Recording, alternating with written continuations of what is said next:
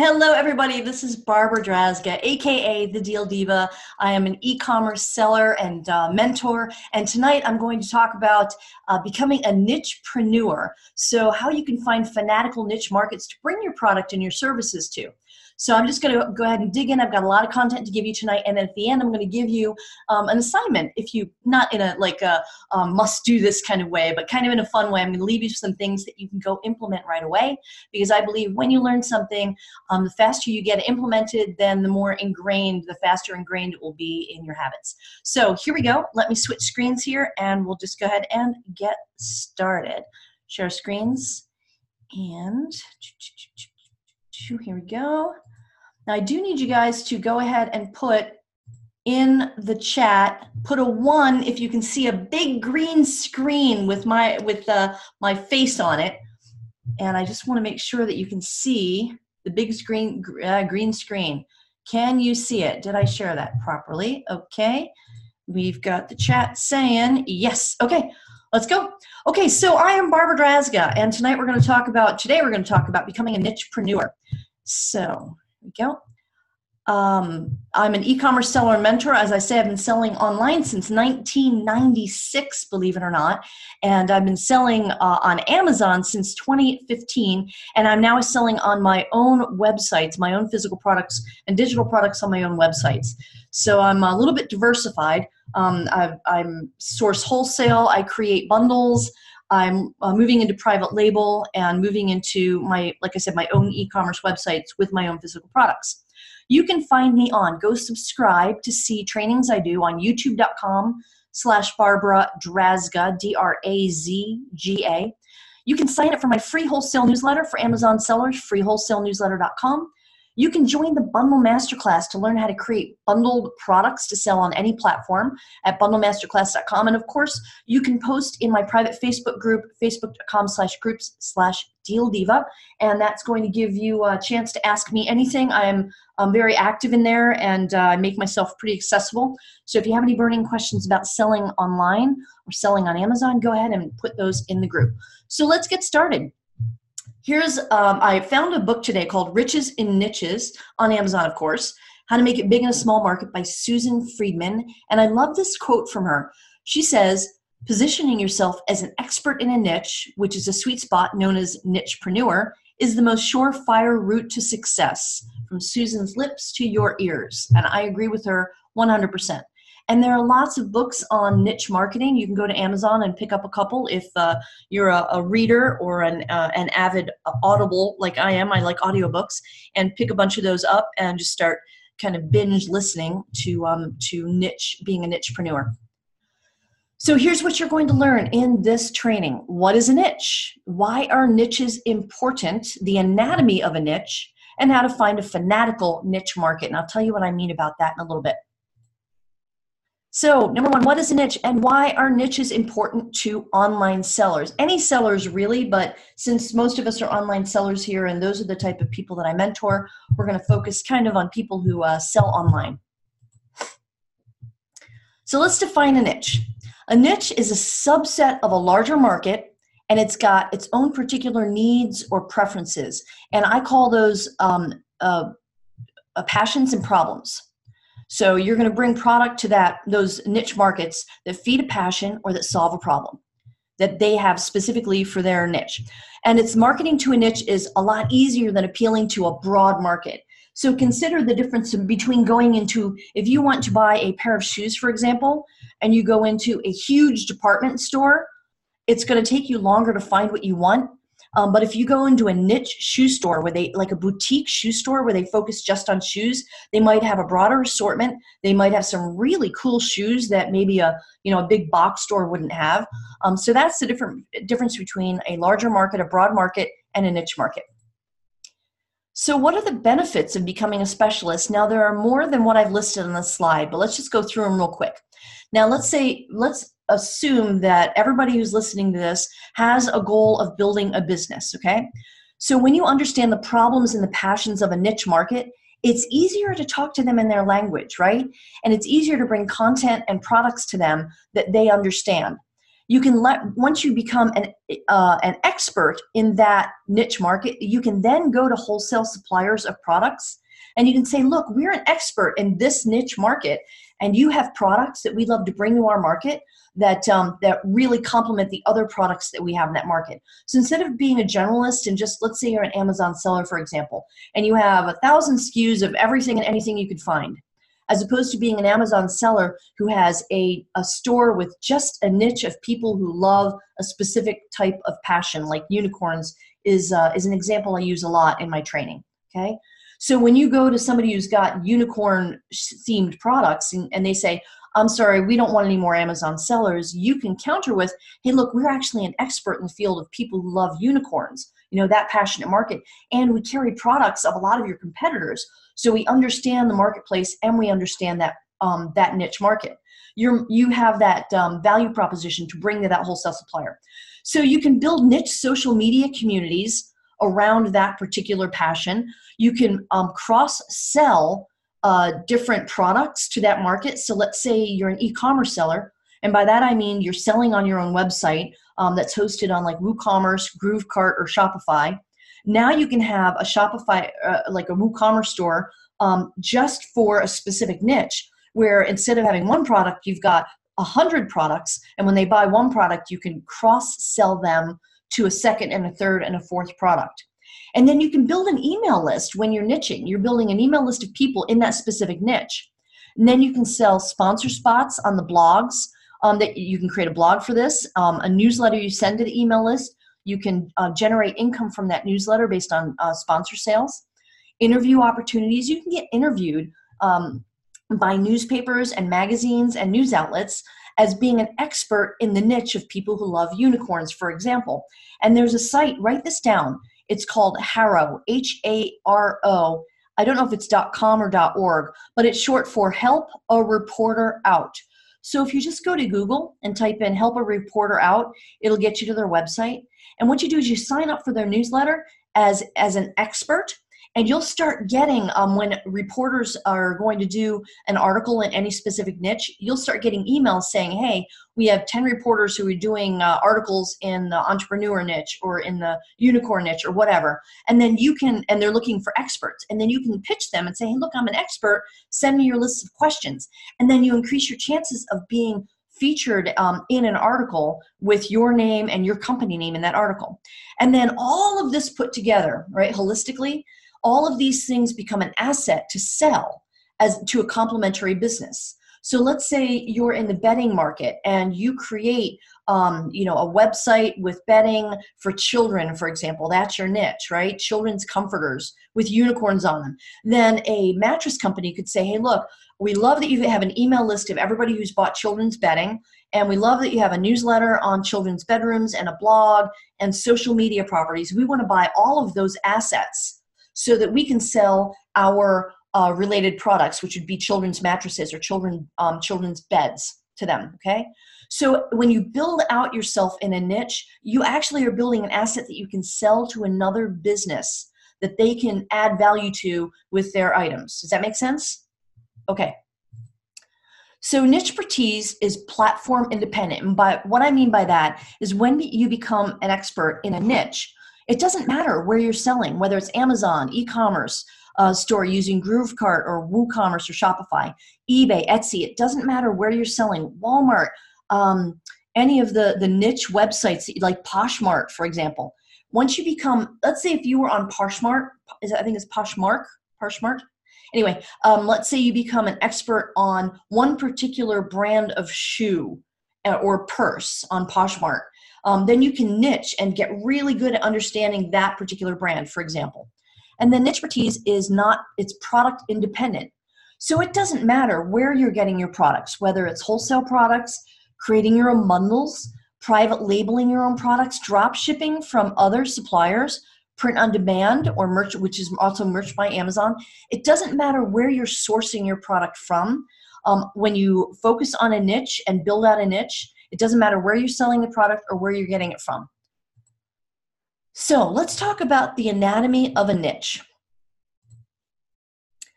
Here's some potential segments when you're looking at a broader market. And let's just use the example of shoes, for example. So shoes is a pretty big market. Anybody who would want shoes, right? So we want to find niches within that broader market. So we might go for a price segment, like a higher, moderate, or discount shoes. A demographic based on women's shoes, elderly women's shoes, income level shoes, education, people who maybe education level would be people who have graduated university or college and they're headed into the workforce would wear a specific type of shoe as opposed to somebody who's maybe working on a factory floor. The level of quality, all right, so there's a whole niche market for people who just want premium high-end shoes or cheap shoes. Psychographics, which would be values, interests, and attitudes, and geographic. So where is a buyer's precise location? Right now, anybody who's in the snowshoe or insulated shoe niche is probably selling a little bit more because of the cold weather and the snowy weather we're having in much of the US right now. Okay, here's a market example of some shoes. You can do by gender. So male, female, children, age. You can do transgender shoes, people who are children's shoes, baby shoes, women's shoes, women's of different ages. How about infirmary? So people who have a certain infirmary, vegan shoes or recyclable shoes made out of recyclable material. Luxury end by profession, shoes for nurses, for example, shoes for factory workers or construction workers. So certain shoes for certain professions or hobbies like dancing, for body type. So my mother was overweight and she needed a certain shoe that would help to redistribute her weight on her foot properly because she had feet problems. So there are a lot of different sub-niches you can go after within a broader market. And this is just one example of shoes. And I encourage you to think about your own broader market based on what products you have right now on wherever platform you're selling them, and think about what your broader market is, and then apply some of these segments to them, and see if you can niche down even further into submarkets, into niches. Okay, so let's think market within a market, and I'm going to give you some examples here, and some of them are. Well, all of them are real. Some of them are going to make you laugh, and some of them hopefully will make you think, just to get your brain juices going. So I look for mashups. Now, those of you who've heard me talk about bundles in the Bundle Masterclass, you'll know that I like markets that have passions. We call them fanatical passions, and then also problems to solve. And we create products that will feed their passion or solve their problem. So I really like it when there's a mashup of multiple passions or multiple problems, or passions and problems kind of mashed up together in a market. So that's like the triple trifecta of a passionate market, is when you can put at least two passions together. And here's some examples. Poodle owners who like Disney. So this mashup, and I can hear some of you laughing in the background. So this mashup is a cute little poodle, and that is a real dog, even though it looks like a little stuffed animal, a cute little dog. And the owner is, I'm guessing it's a female dog. The owner is probably a female owner, and she loves Disney, and she loves poodles, and she loves her poodle. So she's dressing up this poodle in Disney costumes, okay? Now, just to kind of go off on a tangent, because my brain always six bundles because of the Bundle Masterclass, so I'm just going to go there. So I could see like a birthday party bundle for this same woman, okay, this avatar we call them, this lady who has this poodle here. She's going to do a Disney-themed princess birthday party for this little poodle. How much you bet? And she's going to invite all of her little poodle friends from the local poodle dog club to come, and they're all going to dress up their poodles in Disney princess outfits. Can't you just see that? Can you imagine being in the room with all these little poodles during this little poodle birthday party? And what's in that room? What are they serving? How's it decorated? Who's in there? What are their other passions? Okay. So you kind of have to put yourself in the heart and the head of the person that you want, that is a part of this niche market that you want to gain access to. Royal watchers. So the huge wedding of the royals this past just a couple months ago, and the upcoming baby that's coming up in, I think, April, sometimes in the spring in 2019. There are people who are fanatical about watching everything and anything that has to do with the British royals and British royalty. Men who like steampunk man cave decor. I've got a friend of mine who he creates these incredible sculptures that he conceptualizes and makes out of everything, metal and leather and lace. And now steampunk, if you guys ever saw that Will Smith movie, I forget the name of it, but it's all about steampunk. It's Wild Wild West. It's set in the Wild Wild West, right? And it's all about mechanical machines and Da Vinci machines and gears and metallic stuff and very industrial look. That is a huge fanatical niche market, okay? So if you get a guy who wants to do a man cave, put together a man cave, that's a great niche market. And we actually see right here in the middle of the mirror there's your niche market. There's your avatar, that dude in his man cave. Vegan meat lovers. I know this sounds like an oxymoron, guys, but there are meat lovers who love the taste of meat who've decided to go vegan, but they really love the taste of meat. So I found there's a bunch of websites out there with ideas on how to get the meat taste if you've gone vegan. Right, and this is just one. These are some ideas here, but think about, bringing groceries to them or bringing product to them that helps them get over their meat cravings as vegan lovers or something. Okay, doomsday preppers. These folks are fanatical. So anybody who thinks the world is going to end or wants to just protect themselves from nuclear fallout or whatever. These folks are fanatical, and there's a lot of competition in this market. So you might need to niche it down even further. But I just looked up these examples today as just ideas to get your brain juices flowing, okay? Unicorn themed wedding. This is a thing, ladies and gentlemen. This is a thing. So women who want everything about their wedding to be unicorn, from their wedding dress to a pony that is all decked out like a unicorn with a horn and everything, to cupcakes and decor and a wedding dress. And these are bridesmaids apparently dressed up like unicorns with the shoes and the dresses and the heads and everything. This is a thing. Women who are getting married who love unicorns is a fanatical mashup niche market. Mermen. Yeah, not a joke.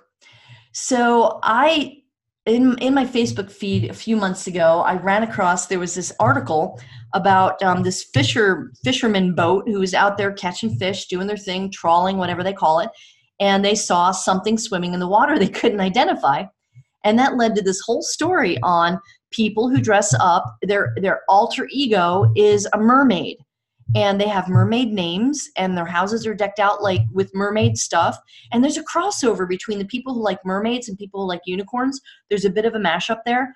And they have their whole like second identity as mermaid and mermen, and they have like a second life as these creatures.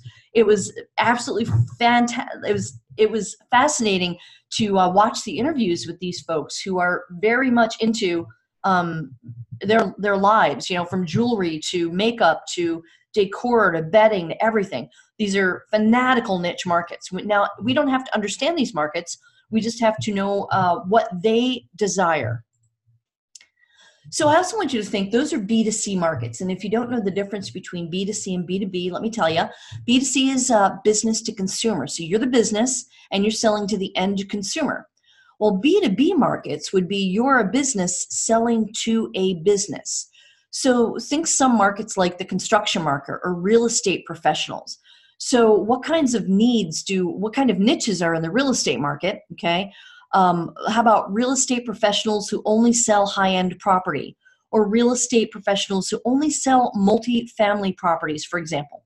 Pharmaceutical professionals, what kinds of special needs do they have, or desires or problems to solve? Computer techs, office managers have specific problems that they need to solve that you could solve by creating an entire website just for office managers and products that serve their needs.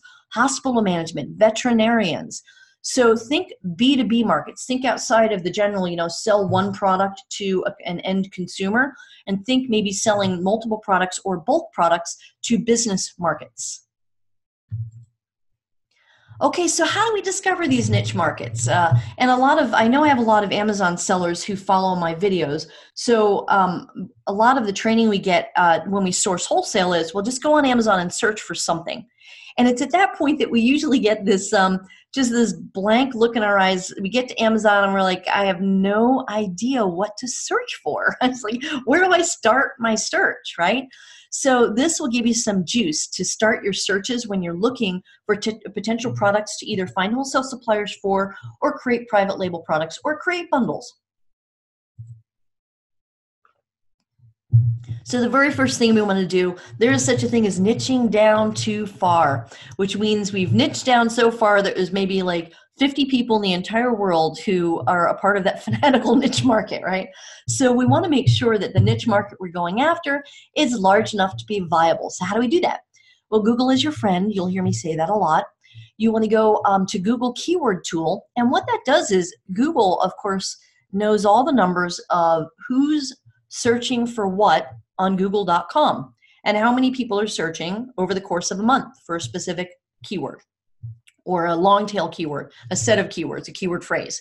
So Google Keyword Tool, just Google it, is free, and you can find out who's searching for what. You can also, another service that Google offers is called Google Trends, and you can see keywords that are trending up and keywords that are trending down. So you can see if things are, trending up. Like in 2019, it is the 50th anniversary of Woodstock, right? So that's probably going to be a trending keyword phrase. So that might be a kind of a fun thing to go after as a niche market for 2019, is people who remember Woodstock, were at Woodstock, were born around Woodstock, or are fanatical about anything from the 60s. Okay.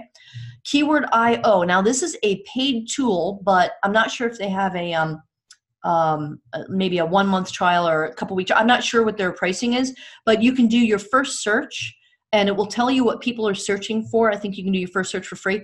You can know what people are searching for on a bunch of different platforms, including Amazon, YouTube, Google, Pinterest, right? So it's a one-stop shop that maybe you could sign up for a month with the intention of, for that 30 days, you're going to go deep diving into keyword research and just use that tool as much as you can for that month and grab a bunch of keyword research in order to figure out niche markets.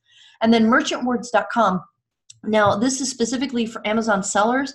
If you guys don't have it yet, it's merchantwords.com and it's /DealDiva, and you'll get it for like $9 a month, which is super cheap. I think he's at like $40 a month now. But merchantwords.com /DealDiva, DealDiva, and I negotiated with George, who owns this, to do $9 a month for you guys. But MerchantWords is going to tell you how many people are searching each month on Amazon for specific search term, but then it also gives you a list of related search terms that people who typed in unicorn weddings, for example, what else they're searching for during that month. And then it also allows you to search for other Amazon platforms, .canada.ca, I think India, Australia, UK, Germany, etc. So lots of great data that you can use whether or not you're selling on Amazon and merchantwords.com. So look at the market demand. So ideas are everywhere. Once we open our blinders, I think that we are all creative beings at birth. I know that we are, in fact. And creativity is a lot of times educated out of us, right? So if you have trouble finding creative ideas, just talk to a child. If you're a mom or a dad or an aunt or an uncle or a grandparent, go find a young family member under 6 years old and look at the things they play with and the cosplay they do and the imaginary friends they have, and just talk to them about what ideas they have about pretty much anything, and they'll help get your creative juices going.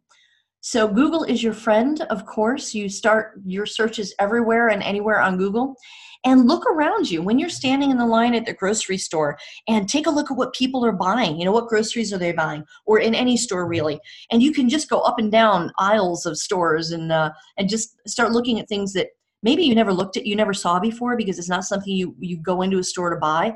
But if you start putting like another set of glasses on, right, your creative glasses on, and just look for niche market ideas in stores, great place to just start trolling for ideas.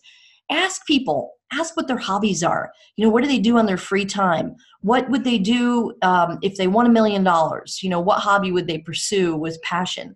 And go to an auction. I love auctions. I have found so many funky, crazy, cool product ideas that I've then gone and sourced just by going to live auctions and also auctions online, right? So just search your area for auctions in whatever city you're in and look through their online catalog. There's some really cool stuff. For instance, last weekend, I'm not kidding, last weekend I bought a carousel horse. I should have taken a picture of it and put it here. I didn't think about it. But it's a horse from a miniature carousel, and it stands about 4.5 feet tall. I'm going to put it in my backyard. At some point, I'll share a picture of that with you guys. But I bought that in an auction. Yep. So I bought some really funky, cool stuff. My taxidermy chicken, normally I have him in my office. I haven't put him in here yet, but my taxidermy chicken is, I bought him in an auction for $12.50. So I've gotten some really funky stuff at auctions that I didn't even know existed. So troll through auction websites and just look at pictures. It's a lot of fun too. Online research, of course, magazines and books. Now I like bookstores. I do. I like picking up books and feeling them in my hand still. I'm an old school paper gal. So I like going to a bookstore and just trolling through the magazines and the hobby section where books and the books are. But the magazines, there are so many really cool niche magazines for like crazy markets that you'd never consider. And then pick those off the shelf and look inside at the articles and look at the advertisements for products that are being sold to that niche market in those magazines. Etsy's a great place to find really cool niches. Just trolling through Etsy and Pinterest. You could get lost on Pinterest for hours and hours. I recently bought a house, and I'm looking for house colors outside and redesigning the kitchen. And so Pinterest right now has gotten a lot of traffic from me. And I love mid-century modern. So I'll be searching on there for mid-century modern stuff. And then before I know it, I'm going down a rabbit hole looking for other stuff. And that's a whole lot of fun when you're looking for niche markets. Hobbies, search for weird hobbies or funky hobbies or cool hobbies or unusual hobbies on Google.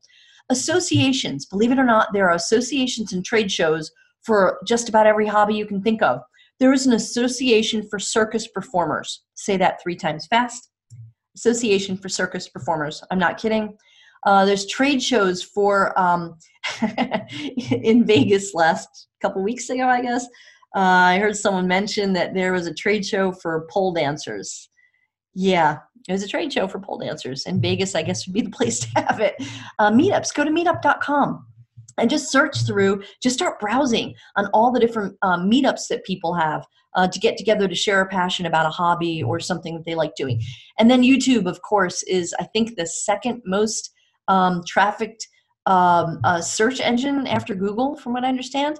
So go on there and just start looking through videos and let YouTube take you down rabbit holes so you can start finding new niche markets. Niche magazines examples. So this was just one search today. I think I typed in niche magazines into Google, and I came up on one site. It showed a bunch of different niche magazines. I pulled these out. Emu, Today and Tomorrow. And by emu, I mean the animal, the bird. I think it's a bird, right? So there are people who are fanatical about emus, and frankly, every other animal you can think of, from those little pigs, you know, those little piglet thingies, to sheeps and goats and llamas, oh my, sloths, flamingos, you name it. There is a fanatical niche magazine for people who are fanatical about some kind of animal. Twins, people who have twins. How about triplets? Quadruplets, like multifamily. I didn't even think about that till I saw that niche magazine. Private islands, people who want to buy or live on or vacation at a private island. Good old days. People like things from the 1950s and 60s, from music to decor to furniture. I thought this was funny. The chimney sweep news. Yeah, I don't know what to say about that. Mic drop, right? I guess there are chimney sweeps. I didn't know that. So there's a whole magazine for chimney sweeps. I think I might look at that one just for curiosity. Elevator World is for companies who supply and repair elevators. There's a B2B market for you, very niche market. So you want to get a copy of these magazines, you know, order a sample and just look at the advertisements in there. What kind of products are they selling? Are advertisers and product producers selling to these niche markets? And that's just a couple of examples. So I challenge you to get on Google today after this webinar and just start doing your own search for fanatical niche magazines, associations, and trade shows. Go global. Think outside of. I know we've got people who are live here from Australia and from other countries. Thank you guys for being being on here at 2 a.m. your time. Think outside of your global area. I discovered in Google Calendar just about a week and a half ago that I can add holiday calendars to my Google Calendar, and I'll do a video on this eventually, but it takes like 2 minutes to do. So go try it tonight. Go under calendars in your Google Calendar and choose, I think, other, and it will bring up holidays around the world. And that includes sporting events around the world. And you can get a ton of ideas just adding all of these different countries' holidays and sporting events to your Google Calendar, just browsing through them. So get outside of your, your local thinking, whatever your local geography is, and think worldwide. Okay, so let's recap. Here's what we went over in this training. Today we learned what is a niche, why are niches important, what is the anatomy of a niche, and how to find fanatical niche markets. So here's my challenge to you. Actually, my offer to you is to invest an hour after this training. Dig into Google, Reddit, YouTube, Amazon, Etsy, Pinterest, and just start poking around. And every other website you can think of. Just start poking around for hobbies and niches and trade shows and associations and fanatical magazines and go down those rabbit holes. Let yourself not have any goal. Right? A lot of times we waste all this time on Google and say, 2 hours after I was just looking for a pair of shoes.